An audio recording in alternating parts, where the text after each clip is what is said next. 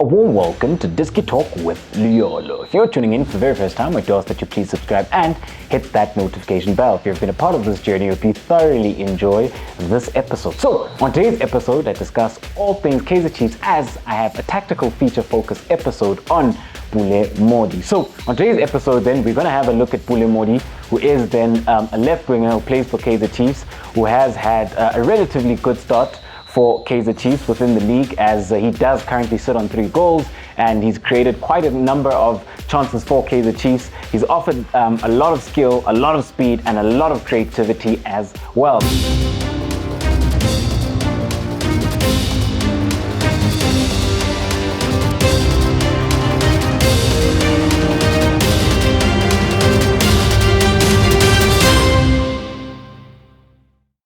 So for this Kaizer Chiefs side, when you do have a look at it then, they do play with a 4-2-3-1. And when you do have a look at Kaizer Chiefs then, Pule Mmodi and Edson Castillo, in my opinion, have been 2 of the better players for this Kaizer Chiefs side, especially considering the type of start that they've had, as they've been then quite inconsistent, and with regards then to their performances and how then they're looking to impose themselves in games, then they have been below par. However, the shining light then, or one of the shining lights then, has been Pule Mmodi. So when you have a look at it then, you've got Pule Mmodi, who does play as a left winger. So he is right-footed, so he is an inverted winger. So what he does do then is start within this left wide channel, player then who is looking then to take his man 1v1. So within this wide area then, he is very good then with regards to 1v1 superiority, be it then being able to beat his fullback on the outside as a winger, or be it looking then to cut in, looking then to play combination passes, or looking then to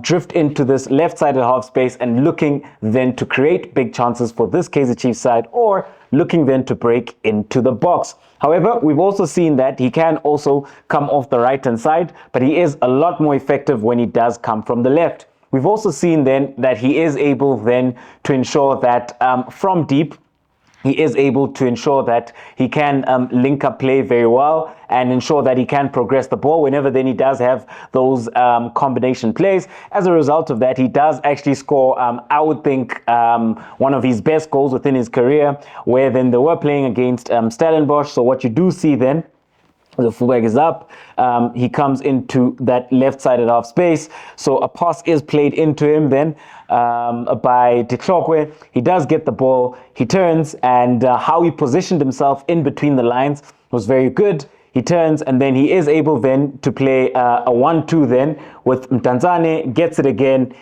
drives forward, then he is able then to ensure that he can curl that ball then into the back of the net. So that was a long range goal then that he did score, where then he did manage to curl it into the corner. So that is one of the best goals that he scored and one of his better moments then within a Kaizer Chiefs jersey. So this is a player then who is very skillful, very creative, and is very quick, and he has been one of the better players for this Kaizer Chiefs side. So that is Pule Mmodi with regards to his performances. He does currently sit on 3 Dstv Premiership goals, so he does have a very good start with regards to life at Kaizer Chiefs within the Dstv Premiership. We do know then that Lucas Ribeiro then currently does lead the charts, as he does sit on 4 goals. So when you have a look at it then, if Mmodi does continue then this form, then he does stand a very good chance then to actually compete then with regards to being able to ensure that he can finish with a lot of goals for this Kaizer Chiefs side within the Dstv Premiership. However, when you have a look at then Kaizer Chiefs holistically and how they've been doing, so like I did mention then, they do play then with a 4-2-3-1. So when you have a look at it, that is their 4-2-3-1. And you have a look at it then, in goals, it has been Brandon Peterson.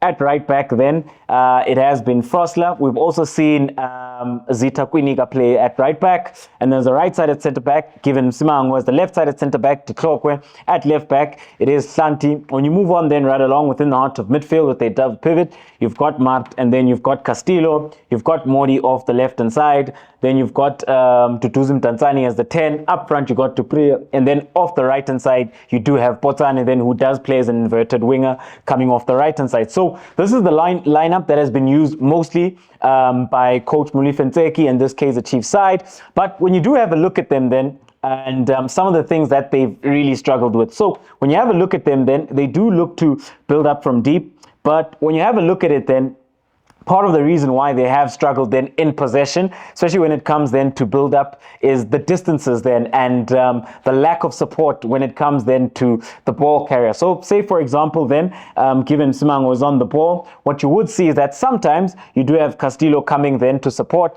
sometimes you would have Mart, but they're not very good at offering that support and creating the angle of pass for a given Msimango. And a lot of the times then, the teams that do look to press Kaizer Chiefs, press them successfully and ensure that Kaizer Chiefs can't build up seamlessly, as when you have a look at the distances within build up, the distances are too wide and they do struggle then to connect and play those combination passes within the first phase where they are able then to seamlessly build up. And then when you move on then right along within the heart of midfield, a player who has been doing well is Dstv Castillo. He has been doing well for this Kaizer Chiefs side. However, when you have a look at Kaizer Chiefs then in possession, they've really struggled, and at times they've been quite poor in possession with regards to being able then to ensure that they can string along passes and build up momentum in possession, where then they can take the ball from consolidation phase and then work it then into the final third. Instead, Kaizer Chiefs then are much better suited then to counter-attacking football and being able then to hurt opposition when it comes then to those offensive transitions. Hence why then you see the likes of Mmodi and Potsane looking very dangerous on the break because of the type of movement they have and the speed as well that they have with Dupré as well. So yes, they have had moments where they can look to build up from the back, but it hasn't been consistent enough and it hasn't been cohesive enough. That is an area that they have really been struggling in. And even then within the heart of midfield, we have seen that Castillo does look to break forward a lot of the times, but what then this does then for Kaizer Chiefs is that it does leave them very open deep within the heart of midfield, and they then end up not having somebody who is consistently sitting in front of the back four and protecting the back four. So as much as Dstv Castillo has been very good, at times his positional discipline has been below par, because this is a player then who does tend to roam around. So it would be better suited then if Kaizer Chiefs were to then end up signing then a defensive midfielder who can sit right in front of the back four and protect his back four, and then let Dstv Castillo play as an 8. Then you've got your Tutuzim Tanzani, or you've got your Nkosimpile Ngobo, or a scenario situation where then you have Dstv Castillo sitting a lot more in front of his back four and protecting it. But he does look a player who is better suited then going box to box, being able then to make those late runs into the box where he has scored a couple of goals for this Kaizer Chiefs side. A player then who's also got that pass, very good at progressing the ball then into those advanced pockets of spaces. However, the problem then is that as a team and as a unit, they've really struggled with regards to combination passes, with regards to offensive patterns of play, with regards to how then they'd be looking then to progress the ball from consolidation phase into the final third. So that is an aspect then that I do expect to improve, especially considering that we did have the international break. So they have had time then within the training sessions to work on those things. So that is Kaizer Chiefs then with regards to how they've started then within the Dstv Premiership, within the MTN 8 as well. We do know that it is currently 1-1 then after the first leg, and they do then go to Lucas Muripe Stadium, where then they will be then looking to ensure that they can advance then to the final of the MTN 8. Within the Dstv Premiership this weekend, they do take on Royal AM, so it is going to be important for them then to ensure that they can try to look to go on then and get all 3 points then, to try build on that league form and try build then on that momentum then that they have had within the league. So ladies and gentlemen, thank you very much for tuning in to another special episode of Diski Talk with Liolo. Signing out.